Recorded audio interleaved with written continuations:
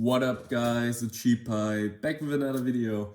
This time we're talking about Melodious, and there is a particular reason for it, and it is that lately people are talking about budget decks, and of course since the Bonanza reprints, cards like the Snake Eyes engine is highly accessible, and there are always people trying to push down the boundary for a budget deck, like the minimum price you have to pay.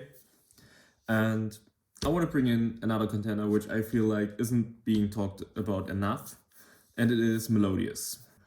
But it has gotten even cheaper, especially with Rarity Collection and the OTS, because in there was Shopina, which was like the only card worth some money, and maybe Soprano, but I will get into it. I will show the prices while talking, and let's just get right into the deck profile.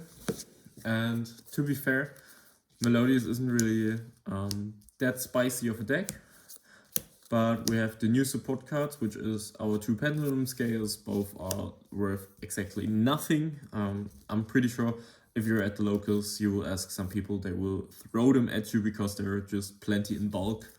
So we're just playing 3 of them and playing the maximum amount of scales. So we're playing 3 Soprano. The thing about the deck is the following. It is relatively simple to play. There is like not really that many things to worry about. So if you're on a budget and you're looking for a simple deck, it's perfect. And I'm pretty sure the whole deck is like maybe below 20 bucks if you don't count the hand traps. Like it's incredibly cheap. And so we're maxing out all the good names. And I wish we could play more good names, but there sadly aren't that many good names. So we're having Aria and Shopina. I believe this was like 3 or 4 euros, but it got an OTS print. So it's now a common, it's cheap as hell. As mentioned, OTS print, people will just throw it at you if you ask for it. And the cool thing about it is like you're having all commons, and I don't know about you guys, but I love matching rarity systems. And even if it's just all commons, it's really cool to see. And just a heads up for the next format, because of cards like Detonator, there may be some merit to it to side deck and Elegy, which is like the level 5 Melodious. I will show it. But in general, like there's not really too much of a reason to main deck it because it's not a level 4 master, so you cannot easily cheat it out. But like those are the necessary names for the lineup. And then we're also playing 1 Cannon and 2 Sonata, which are just extenders. You will usually side 1 out if you're choosing to play other cards, like for more hand traps, because they're just names, they're just here to be fodder for the Herald, to be discarded, and just to be like okay names to extend your plays, but in general, those cards are not really that necessary. She's just here for Baguska. And to talk about the absolute god card of the deck, it's Ostinato. This is the reason to play the deck. Sadly, the other two haven't arrived yet, but this card also cheap as hell. If you want to have a quarter, it's like 2 euros, I guess, maybe 3 at best. And also available in common, super rare, every rarity. So also with Bonanza, cheap as hell. So best card in the deck, Brand Fusion, which doesn't lock you, and literally the reason to play the deck. And the weaker version of it, first movement. This is the spell, which is some money. Like, we're still talking about 3 to 4 euros at best, so really cheap. I maybe believe, or like I bought it at 3 euros at release, so it's probably even cheaper by now. So pretty good card, but not as good as Ostinato. Just purchase something from the deck. You just need to play with the deck to understand everything fully, but like there isn't any complex logic behind it because the deck literally builds itself. There are only some decision points, and one of which is 2 Concerto, 2 Desires, and a Prosperity. There's only 2 Concerto here because of Desires, and also like it's a nice card to hard draw, but in general, if you want more hand traps, you will probably side out these 3. So you have more room for hand traps, and I would love to play a 3 Prosperity, but in general, the card is a 1, so sadly I can't. But yeah. Desire is also a good card, especially in game 1, but you don't really need it. And the other card we can side out is Smallwood. I believe you need this card in the deck. you don't really care about the -1 because you plus enough and have a lot of follow-up. The only important thing is, as mentioned, we have 9 really good names, and the other ones are kind of like meh. So we just need more good names. And so I play 2 small white and 2 desires so I can draw into them. And it isn't really possible with desires to banish all your bridges, because you have 3 bridges, which is Whaler. And so it's really easy to have access to it. And it also accomplishes some really nice plays post-sighting, which I will get into later. And yeah, so basically just the 10th and 11th good name. And you can side the card out going second, because then you just want more hand traps. So getting into the non-engine lineup, which is 15 cards. We have the Herald. This is the one necessary card, or one of the other reasons to play the deck. Like Ostinato and Herald are both the reasons to play the deck. And Herald is also like 4 or 5 euros at best. And maybe if you grinded some OTS, you will most likely have a playset of it, because it was in the OTS packs. But even if you do not have it, it's relatively cheap if you compare it to all the other cards in the deck. Like, this is already, I believe, like 3 wanted, so 3 Heralds, and you almost have the whole deck. So yeah, we're gonna play 3 Heralds and the rest of the hand traps. Veiler, just because we need to play the Veiler for the small world. And then we have the usual 9 of 3 Troll, 3 Ash, and 3 Imperm, making it 12 hand traps, plus the Herald. We're at 15 hand traps in 42 cards, which is pretty good of a ratio. And post-siding, you can side out 5 cards at minimum to go up to 20 hand traps, and then you have a relatively simple game. Like, the deck really excels at a simplified game state, and it's really good at creating simplified game state. So really enjoy the deck, and as mentioned, good to learn to play. Like, there isn't any big hidden interactions, but in general, it's still really fun to play, even though I prefer more complex decks. But somehow just resolving Ostinato and stuff is really cool. It feels so incredibly good. And yeah, so the extra deck lineup, we have 2 Baja, 2 Schuberta, 2 Etoile. You could be playing 3 Baja. The extra deck is really, really flexible. I will show you the flex spots.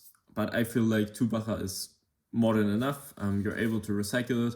And I feel like the third one doesn't really come up. But at the same time, like, the second Etoile doesn't also really come up all that often. So you can just change around the ratios if you want to. I just prefer to have other flex spots in the deck. But we also play some other pieces in case Schuberta isn't that good in the matchup. Because, like, when you're locked, you have to go for it in Etoile. But in general, you're not really that often locked into Melodious monsters, and you need to have a game plan if Schuberta isn't really that good in the matchup. Like, for example, you're playing against, I don't know, a shifter deck like Kashtira. Like, what do you want to do with Schuberta? It does nothing. To push for our general game plan, we play 1 Gravity Controller and 1 Plume Harmonist, which is just like the best link 2 if you're Xeno locking. Like, it's almost as good as Gilgamesh from DDD. And you could also be playing a second one of it, which I do in this version, just to keep the extra deck simple and cheap. But there are a whole lot of other things. Like, I don't feel like the second one comes up, so you don't really need to play it, but you could be playing. And now for all the flexible stuff, getting into IPSP. SP is also like $10, and trust me, like, no matter what deck you're planning on playing, even printed, will most likely have an SP in the extra deck, just to handle simplified game states and just like to do things your opponent will not see coming. And in general, like, the card is so cheap by now, you definitely need to get one. And even with the whole deck, like, it's not increasing the budget by a lot. So I feel like, especially with such a cheap deck, it's more justifiable to buy an SP Little Knight. So those are spots I would definitely play, especially IP, because it's good in all matchups. And as mentioned, the Schuberta isn't really that good in all, so you need other plans. And another plan is Absolute Zero, Vortex, and Baguska. Those are some fancy lines which you definitely don't need, but I feel like are good to have. Simply because you will be overlaying 2 Bajas or Baja and Chopina to summon the Absolute Dragon, and then summon the Vortex Dragon as an Omni Negate, which can then shuffle back in Pendulum Monster, which will most likely be another Kublai or a Refrain. And then you have just simply an Omni-Negate, and Baguska is here for all the game states where you just simply need to build something under Shifter, and Shifter is a card you definitely need to respect. And to close it all out, there is an Underworld Goddess.